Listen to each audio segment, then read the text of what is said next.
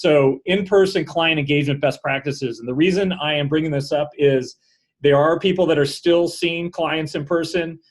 We do not recommend it. Many of our clients have shut down their office and gone to mail-in / other options, but we understand that some people are still seeing clients face-to-face. So we are going to provide some different information about this. So a lot of this is common sense, but we have seen some certain decisions made or policies set with practices that we just want to make sure people are aware of what the issues are. So let's start in with the mail-in type of and physical client documents. So a lot of people are saying, hey, we're going to go, a lot of people work this way anyways. Their tax business is built with mail-in type of correspondence. So there are some people that are putting quarantines on these.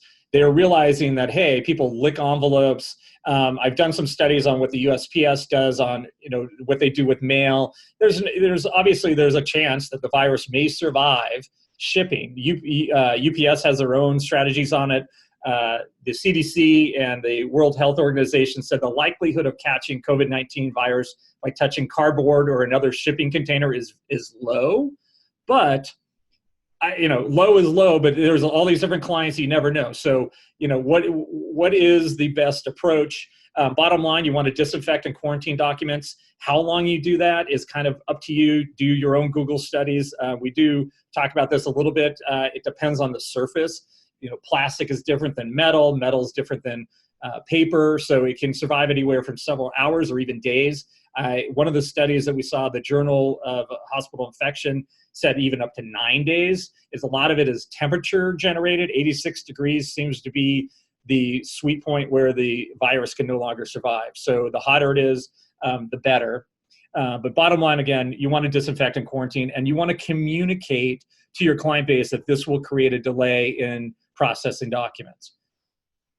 So social distancing is what everyone is hearing. I'm just going to say it because think about it in the way you have a lobby, or even when you're meeting with a client at your desk. So if you're still seeing clients, distance yourself. And this is all over the media, but approximately 6 feet for any prolonged period of time, right?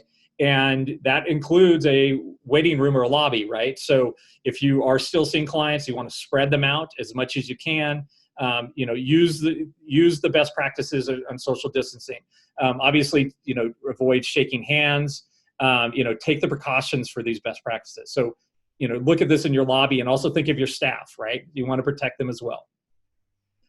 Disinfect the office and the lobby on a regular basis. So again, Google and find your own, what you want to use. I know there's shortages on certain things, but you want to routinely disinfect frequently touched objects and surfaces. So you want to do this in your lobby. You want to do this after each appointment. So each client that you meet with, do your own hand washing.